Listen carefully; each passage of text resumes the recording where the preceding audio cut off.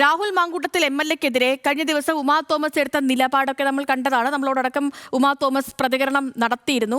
ഈ MLA സ്ഥാനം രാജിവെച്ചേ മതിയാവുകയുള്ളൂ, ഒരു പാർട്ടി നടപടിയിൽ കൊണ്ട് ഒതുങ്ങുന്ന കാര്യമല്ല ഇത് എന്നൊക്കെയാണ് ധീരമായി തന്നെ ഉമാ തോമസ് നമ്മളോടക്കം പ്രതികരിച്ചത്. പക്ഷേ ഇപ്പോഴത്തെ സംഭവം എന്ന് വെച്ചാൽ ഉമാ തോമസ് MLA-ക്കെതിരെ ഈ പ്രതികരണത്തിന് പിന്നാലെ വ്യാപകമായ സൈബർ ആക്രമണമാണ്. ഉമാ തോമസിനെ പിന്തുണച്ച DYFI ഉമാ തോമസിൻ്റേത് നാട് ആഗ്രഹിക്കുന്ന അഭിപ്രായം എന്നാണ് DYFI പറയുന്നത്. ഉമാ തോമസിനെ വേട്ടയാടുന്ന കോൺഗ്രസ് ഗുണ്ടകളെ പ്രതിരോധിക്കുമെന്ന് DYFI എറണാകുളം ജില്ലാ സെക്രട്ടറി രഞ്ജിത്ത് പറഞ്ഞു. സഹിൻ ആന്റണിയോട് ചോദിക്കാം എന്താണ് നിലവിലെ സാഹചര്യം. സഹിനെ, ഗുഡ് മോർണിംഗ്. ഉമാ തോമസിന്റെ നിലപാട് ധീരമായിരുന്നു. ആരോപണ വിധേയർ ഒരിക്കലും ഒരു ജനപ്രതിനിധി സ്ഥാനത്ത് തുടരാൻ അർഹരല്ല.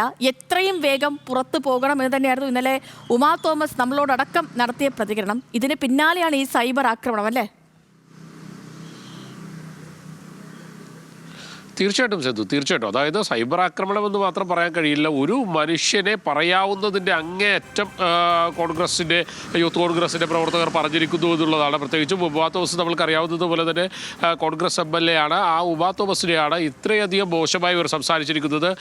ഒരുപക്ഷെ പറഞ്ഞിരിക്കുന്ന വാക്കുകൾ, ഈ കമൻറ്റുകളൊക്കെ കേട്ട് കഴിഞ്ഞാൽ നമ്മൾക്ക് പോലും വലിയ രീതിയിൽ പ്രതിഷേധം തോന്നുന്ന വാക്കുകളാണ്.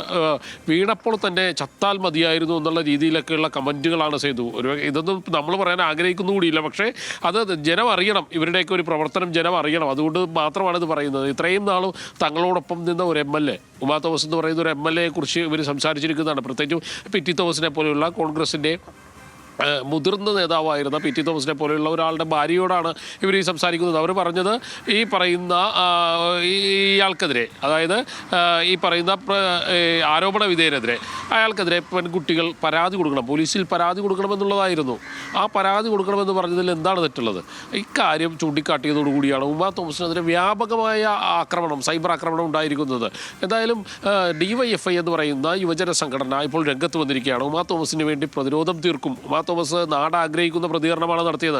അങ്ങനെ അവർ സൈബർ ആക്രമണം നടത്തിക്കഴിഞ്ഞാൽ സ്വാഭാവികമായും തങ്ങൾ പ്രതികരിക്കേണ്ടി വരുമെന്നുള്ളൊരു അറിയിപ്പ് DYFI നൽകിയിരിക്കുകയാണ്. DYFI എറണാകുളം ജില്ലാ കമ്മിറ്റി ഇത് സംബന്ധിച്ച് പ്രതികരണം പുറത്തുവിട്ടിരിക്കുന്നു. അവർ ഔദ്യോഗികമായി തന്നെ പ്രതികരണം പുറത്തുവിട്ടിരിക്കുകയാണ്. ഇനി DYFI സംസ്ഥാന കമ്മിറ്റിയുടെ നിലപാടും ഇതുതന്നെയാണെന്നാണ് മനസ്സിലാക്കാൻ കഴിയുന്നത്. ഒപ്പം തന്നെ ഇന്നലെ മന്ത്രി V ശിവൻകുട്ടി അടക്കമുള്ള ആളുകൾ ഉമാ തോമസിനെ പിന്തുണ പ്രഖ്യാപിച്ച് വന്നിരുന്നു. അവരെ സൈബർ ആക്രമണം നടത്തിയാൽ അത് പ്രതിരോധിക്കേണ്ടതായി വരുമെന്ന് മന്ത്രി V ശിവൻകുട്ടി അടക്കമുള്ള ആളുകൾ പറഞ്ഞിരുന്നു. ഞാൻ നേരത്തെ സൂചിപ്പിച്ചതുപോലെ തന്നെ ഒരു മനുഷ്യനും ആഗ്രഹിക്കാത്ത രീതിയിലുള്ള പ്രതികരണങ്ങൾ എങ്ങനെ ഈ മനുഷ്യർക്ക് ഇതൊക്കെ പറയാൻ കഴിയുന്നു എന്നുള്ളത് ആലോചിക്കേണ്ടതാണ്.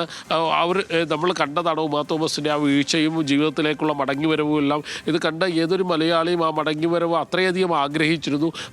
അത് ആഗ്രഹിച്ചിരുന്ന മലയാളിയോടാണ് ഇവർ ഈ പറയുന്നത്, ഇത്ര കണ്ടിങ്ങനെ പറയുന്നത്. ഈ വീഴ്ചയിൽ തന്നെ വീണപ്പോൾ ചത്താൽ മതിയായിരുന്നു എന്നുള്ള രീതിയിലേക്കുള്ള ഒരു കമൻറ്റ് ഒരിക്കലും അത് അംഗീകരിക്കാൻ പറ്റാത്തതാണ്. ഷാഫിയുടെയും ഒപ്പം തന്നെ രാഹുൽ മാങ്കൂട്ടത്തിൻ്റെയും എല്ലാം സൈബർ പടകളാണ് ഇത് പറയുന്നത് എന്നുള്ളതാണ് ഇവിടെ എടുത്തു കാണിക്കേണ്ടത്. യൂത്ത് കോൺഗ്രസ് ചില മനുഷ്യർ അങ്ങനെ തന്നെയാണ്. ഇതിലൊക്കെ ഒരു നടപടി ഉണ്ടാകുമെന്നും പ്രതീക്ഷിക്കാം. ഈ വിഷയത്തിൽ ഉമാ തോമസ് പ്രതികരിക്കുമോ എന്ന് നോക്കാം. ഓക്കെ സഹിൻ.